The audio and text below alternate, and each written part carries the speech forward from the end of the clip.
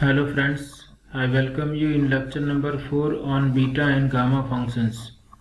In this lecture we will define beta function and we will discuss how we can represent beta function in terms of improper integrals. So first we understand what is beta function. So suppose we consider this integral from 0 to 1 x raised to m minus 1 minus x raised to n minus 1 dx. Then in this integral we have three variables x, m and n, and here integral is with respect to x. So after integrating with respect to x, we will put x equal to 0 and x equal to 1.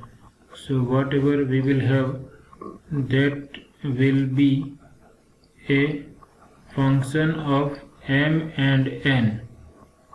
Now this function is defined if we can find out value of function at every point in its domain. So the domain of this function is the values of m and n for which this integral is convergent, or this integral has definite real number as its value. So here we can see if power of x is negative, then this function x raised to m minus 1 becomes infinite at x equal to 0. So if power of x is negative, this x raised to m minus 1 becomes discontinuous at x equal to 0. That means this is improper integral of type 2. Similarly, if power of 1 minus x is negative, this becomes infinite if you put x equal to 1. So if power of 1 minus x is negative, then this is improper integral of type 2, which is discontinuous at upper limit x equal to 1. So we can prove that this integral is convergent if m and n both are positive real numbers. So if m and n both are positive real numbers, this improper integral is convergent. And if we consider m and n both positive real number, this improper integral defines a function of m and n which is known as beta function, and it is denoted by Bmn. This is the notation for beta function, which is a function of two variables m and n, and it is defined for positive real numbers m and n. So we will remember this definition for beta function. If m and n are positive real numbers, then the improper integral 0 to 1 x raised to m minus 1 minus x raised to n minus 1 dx is a function of m and n and is known as beta function. It is denoted by beta mn. So thus we obtain this formula. Beta mn is nothing but 0 to 1 x raised to m minus 1 minus x raised to n minus 1 dx, and this function is defined for positive real numbers m and n. So we will remember this formula for beta function. It is easy to remember this formula. Here if we have x, here we have 1 minus x, power of x is m minus 1, power of 1 minus x is n minus 1. So as we discussed, this improper integral is convergent only if m and n both are positive real numbers. So we can represent this beta mn in terms of other forms also.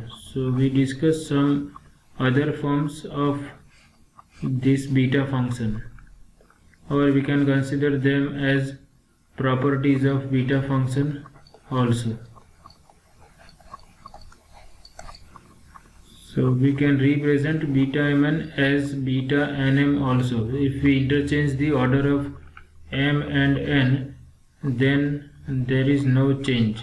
So first we try to prove this property,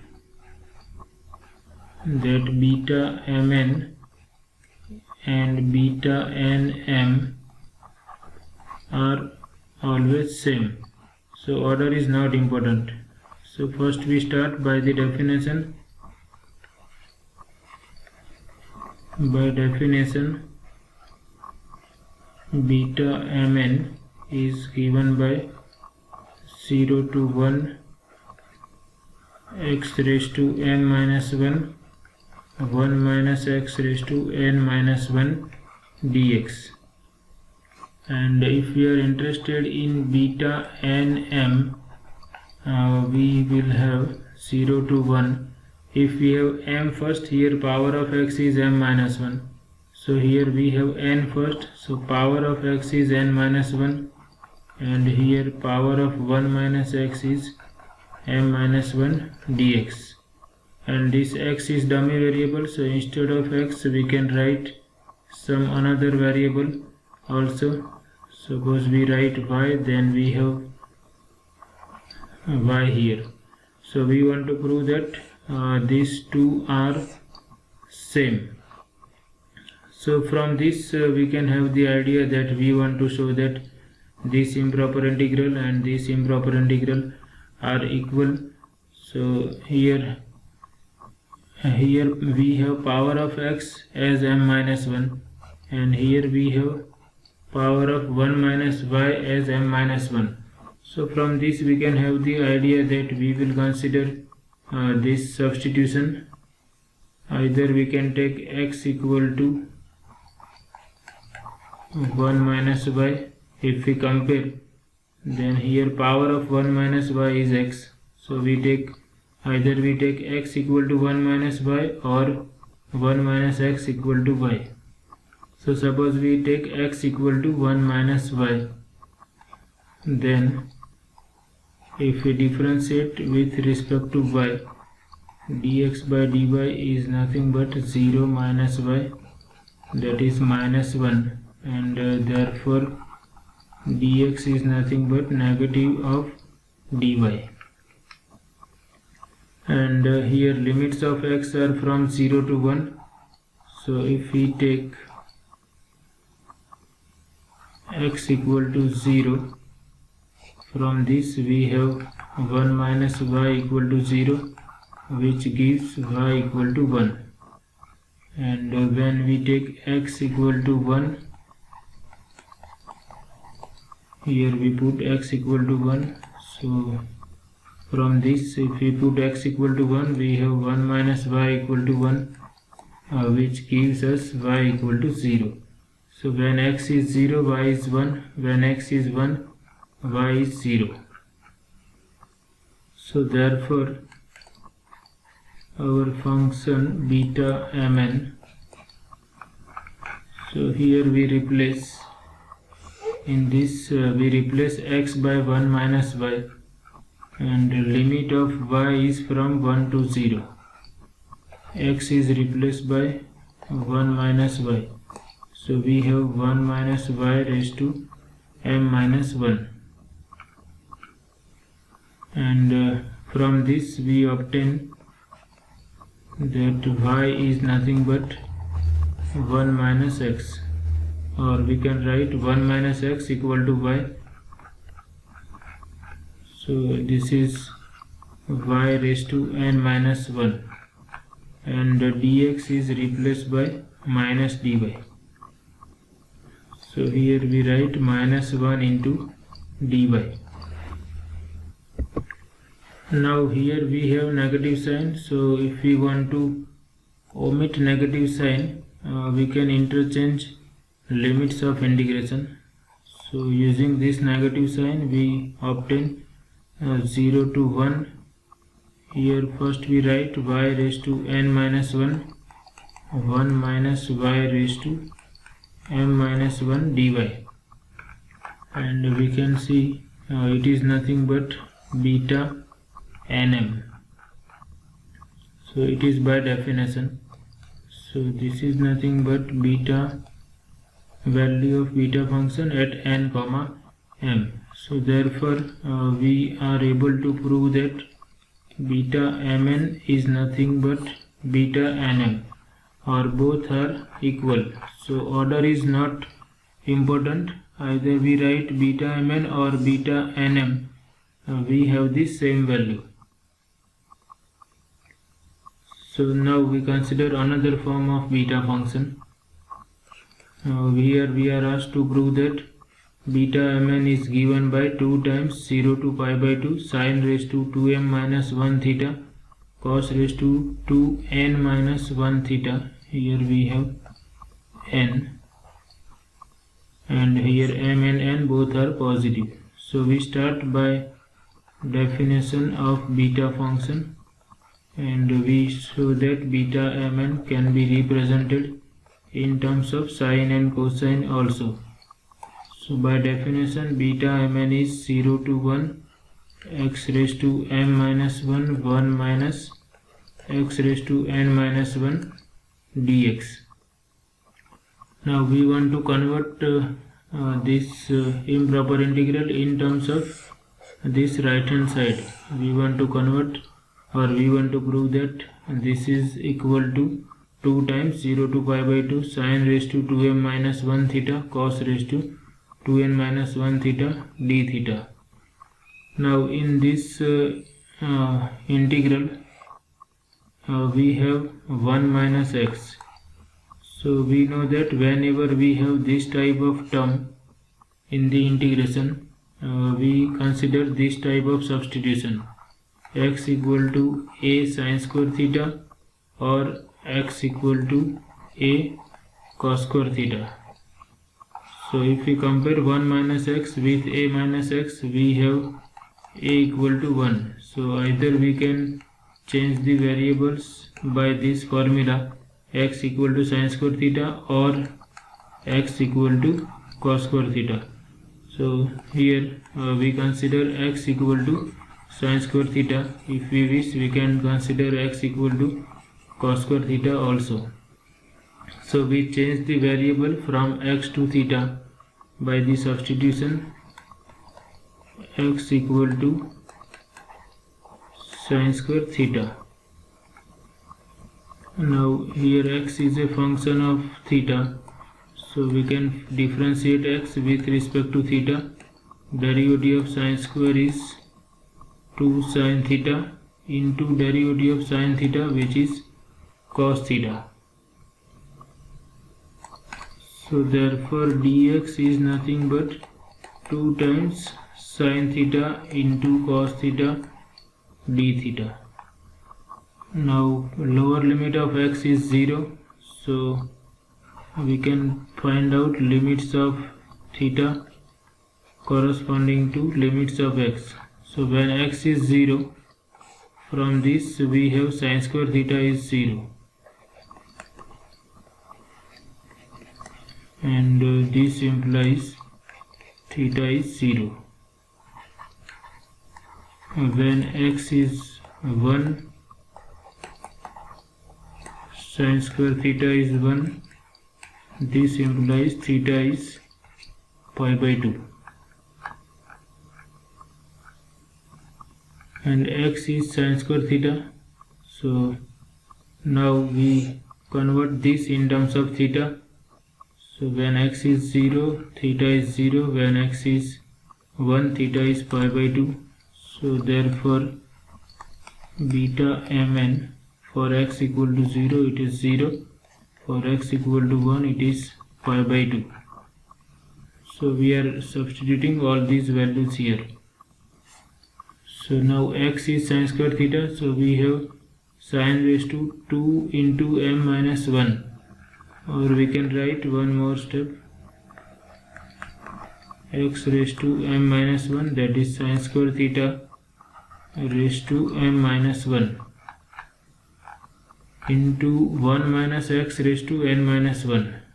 So from this we can see 1 minus x is nothing but 1 minus sin square theta, and it is nothing but cos square theta. So we can write 1 minus x equal to cos square theta, and the power of 1 minus x is n minus 1, and dx is nothing but 2 sin theta cos theta d theta. So here dx is replaced by 2 sin theta cos theta d theta. Now we can take 2 outside integral, and if we combine power of y, and this is going to be 2m minus 2 into m minus 1. Similarly, this is here, I forget to write down theta, sin raised to 2m minus 2 theta. Similarly, cos raised to 2n minus 2 theta, and into sin theta into cos theta into d theta. So this is now 2 times 0 to pi by 2. Power of sin is 2m minus 2 and here 1. So it is sin raised to 2m minus 1 theta. Similarly, cos raised to 2n minus 2 plus 1. So it is cos raised to 2n minus 1 theta d theta. And here we have beta mn. So this is also another form of beta function in terms of sine and cosine, where m and n are of course positive. So in this way we can have different forms of beta function. We consider 2 other forms also. We can represent beta function in terms of type 1 improper integral also. Prove that beta mn is 0 to infinity x raised to m minus 1, 1 plus x raised to m plus n dx. Now here first we start by the definition. First we write down what is beta mn by definition. So we have 0 to 1 x raised to m minus 1, 1 minus x raised to n minus 1 dx. Now we have to consider change of variables in such a way that we obtain upper limit as infinity. So one possibility is x equal to 1 by y. So when we take x equal to 1 by y, when x is 0, we will have y equal to 1 by x. So if we take x equal to 1 by y, we can see when x is 0, y is going to be infinity, and when x is 1, y is going to be 1. But we require limits from 0 to infinity, so this will not work. So now what should we try? So we can compare, or we can see here we have x raised to m minus 1 over 1 plus x raised to m plus n. So suppose we try x equal to y over 1 plus y. Then this we can rewrite as 1 plus y minus 1 over 1 plus y. So this is 1 minus 1 over 1 plus y. So now we check what we obtain when x equal to 0. So when x equal to 0, we have 1 minus 1 over 1 plus y equal to 0. This implies 1 over 1 plus y equal to 1, and this implies 1 plus y equal to 1, and hence y equal to 0. So when x is 0, y is 0. Now suppose x is 1, then we have x is 1, so 1 equal to, I am writing this 1 minus 1 over 1 plus y. So from this I obtain 1 over 1 plus y equal to 0. That means 1 plus y must be infinity, and because 1 is fixed constant, y must be infinity. So for this substitution we will obtain y equal to 0 to infinity. So we require limits of required integral as 0 to infinity. so we should be careful about our substitution. So here we are trying x equal to y over 1 plus y, and that you can remember in this way. Here we have x over 1 plus x, so we will consider substitution as x over y, x equal to y over 1 plus y. So let x equal to y over 1 plus y. Then we can rewrite x as 1 plus y minus 1 over 1 plus I. Therefore x is nothing but, here we can rewrite as 1 minus 1 upon 1 plus y. So if we take derivative with respect to y on both sides, dx by dy is 0 minus 1 over 1 plus y whole square. The derivative of 1 by x is minus 1 by x square. So here derivative of 1 over 1 plus y is minus 1 over 1 plus y whole square into derivative of 1 plus y with respect to y, which is 1. So therefore we can write dx equal to 1 over 1 plus y whole square dy. Now we check about limits. So either we can use this formula or this also. Suppose we are using this for limits. So lower limit of x is 0. So when x is 0, we substitute x equal to 0 in this formula. So we have 0 equal to 1 minus 1 over 1 plus y. Or we can write 1 minus 1 over 1 plus y equal to 0. This implies 1 over 1 plus y equal to 1. And from this we obtain 1 plus y equal to 1. That gives us y equal to 0.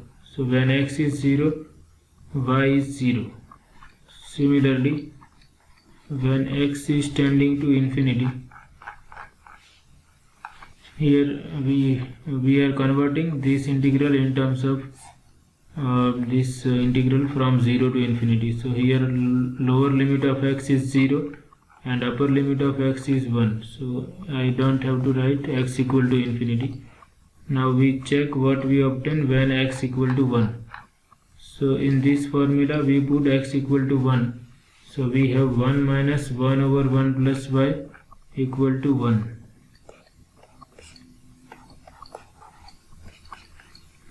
And from this we obtain 1 over 1 plus y equal to 0 if we consider this on right hand side and this 1 on left hand side. So this gives that 1 plus y must tend to infinity, and because 1 is fixed constant, y tends to infinity minus 1, that is infinity. So when x is 1, y is infinity, and when x is 0, y is 0. So therefore we substitute all these values, and before that, okay, we have calculated dx also. So we put all these values in this 1. So therefore we write in this way: by 1 beta mn is nothing but when x is 0, y is 0, when x is, and this is 0 to, when x is 1, y is infinity. So here we have infinite. Now x is nothing but y over 1 plus y. So here we write y over 1 plus y. Limit is from 0 to infinity.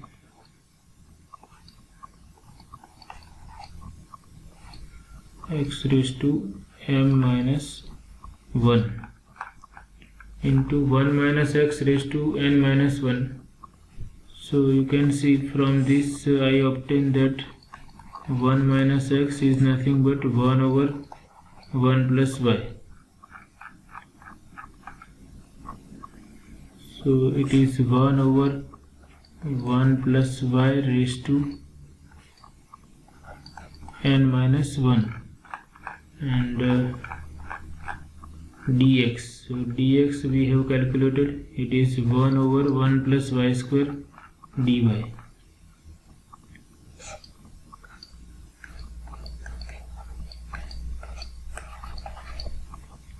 So if we simplify all these things, we have 0 to infinity. In the numerator we will have only y raised to m minus 1. And here we have 1 plus y raised to m minus 1, 1 plus y raised to n minus 1 and 1 plus y whole square dy. So if we simplify this, we have y raised to m minus 1 and here power of 1 plus y is nothing but m minus 1 plus n minus 1 plus 2. So we can see this 2 will cancel out and we have 1 plus y raised to m plus n. So in this way we can represent beta function in several another forms. And here instead of y we can write dummy variable x also. So our question is in terms of x, so we replace here, of course I should write dy, x raised to m minus 1 over 1 plus x raised to m plus n dx. So now we consider last example or last form of beta function or last property of beta function in this lecture. So here we are asked to prove that beta mn is 0 to 1 x raised to m minus 1 plus x raised to n minus 1 over 1 plus x raised to m plus n. So if we consider separation of this integral on right hand side, we have x raised to m minus 1 over 1 plus x raised to m plus n dx plus integral from 0 to 1 x raised to n minus 1 over 1 plus x raised to m plus n dx. So we want to prove that beta mn is given by this. Now to prove this property or this form of beta function, we will consider the form which we just proved before this. It was 0 to infinity x raised to m minus 1, 1 plus x raised to m plus n dx. So we will prove that these two are equal. Now here limits are from 0 to 1. So here also we require limits from 0 to 1. So this we can break into two parts. Integral from 0 to 1 x raised to m minus 1 over 1 plus x raised to m plus n dx plus integral from 1 to infinity x raised to m minus 1 over 1 plus x raised to m plus n dx. So now I have to prove that if I start with this property of beta function, I have to prove that this is nothing but equal to addition of these two integrals. So we can see first part is already there, 0 to 1 x raised to m minus 1, 1 plus x raised to m plus n. This is already there. So all we have to show is this integral from 1 to infinity x raised to m minus 1 over 1 plus x raised to m plus n is equal to integral from 0 to 1 x raised to n minus 1 over 1 plus x raised to m plus n. Now here limits are from 1 to infinity, and we require limits from 0 to 1. So we have to change the variable in this integral, and because we require infinite limit, we will consider change of variable as x equal to 1 over y. So whenever we have x equal to infinity, y will be 0, and whenever x is 1, y will be 1. So now we will start with this form or this property of beta function, and we will prove that it is equal to this form of beta function. So we start with this property. Okay, so let me write systematically. We know that beta mn is 0 to infinity x raised to m minus 1 plus x raised to m plus n dx. So this I can rewrite as sum of two improper integrals with the same function. We are writing 0 to infinity as integral from 0 to 1 plus integral from 1 to infinity function as it is 1 plus x raised to m plus n dx. So this we can write as I1 plus I2, where I1 is integral from 0 to 1 x raised to m minus 1 plus x raised to m plus n dx, and I2 is nothing but integral from 1 to infinity x raised to m minus 1 over 1 plus x raised to m plus n dx. So we change the variables in I2 only. So we let x equal to 1 by y in second integral I2. Then if we take dx by dy, because x is 1 by y, derivative of 1 by y with respect to y is minus 1 by y square, and therefore dx is given by minus 1 by y square dy. Now here limits of x are from 1 to infinity. So if we take x equal to 1 here, so we are calculating limits of y. When x equal to 1, we have 1 by y equal to 1, that implies y equal to 1. And when x is infinite, we have 1 by y equal to infinite, implies y equal to 1 by infinity, which is 0. So when x is 1, y is 1, x is infinity, y is 0.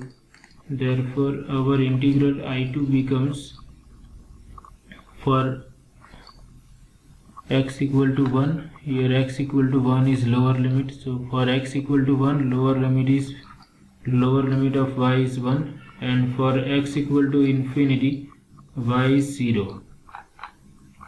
And here we have x raised to m minus 1, so x is nothing but 1 by y. So in the numerator we have 1 by y raised to m minus 1, and here we have 1 plus x raised to m plus n, and x is 1 by y, so 1 plus 1 by y raised to m plus n, and dx is nothing but minus 1 by y square dy. And we substitute value of dx also. Now here, due to negative sign, we can interchange limits. So limits are from 0 to 1, and if we simplify this, this is nothing but 1 by y raised to m minus 1 divided by this I can write as 1 plus y over y. So 1 plus y over y raised to m plus n, that is 1 plus y raised to m plus n over y raised to m plus n and into 1 by y square dy. Okay, we should write this big integral here 0 to 1. So if we simplify all these things, we have 0 to 1, 1 over y raised to m minus 1, and if we consider this in the numerator, we have y raised to m plus n divided by 1 plus y raised to m plus n into 1 over y square dy. So now this is equal to 0 to 1. In the denominator we can keep this as it is, 1 plus y raised to m plus n. In the numerator power of y is m plus n, and we consider negative of this power because it is in the denominator, so it is minus of m minus 1, which is minus m plus 1, and power of y is 2 here. So if we combine the power of y in the numerator, we can see m is going to be cancelled out and 1 minus 2 is minus 1. So we have y raised to n minus 1 over 1 plus y raised to m plus n dy. And here y is dummy variable, so we can replace y by x raised to n minus 1 over 1 plus x raised to n minus 1 dx, and this is nothing but value of improper integral I2. So now we put value of I2 here. We can give this equation as number 1. So we put value of I2 and I1 also in number 1.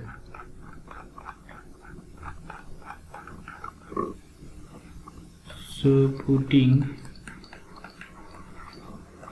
values of I1 and I2 in 1, we obtain beta mn equal to I1 is already there, it is 0 to 1, x raised to m minus 1 over 1 plus x raised to m plus n dx, and I2 is 0 to 1, x raised to n minus 1 over 1 plus x raised to m plus n dx, and this we can rewrite as 0 to 1, x raised to m minus 1 plus x raised to n minus 1 over 1 plus x raised to m plus n dx. So in this way we are able to prove this property or this form of beta function also. So in this lecture we have discussed what is beta function, and we have discussed its properties, or we have discussed how to express beta function in another forms. In the next lecture we will discuss some examples on beta function. So I hope you like this lecture. Thank you very much.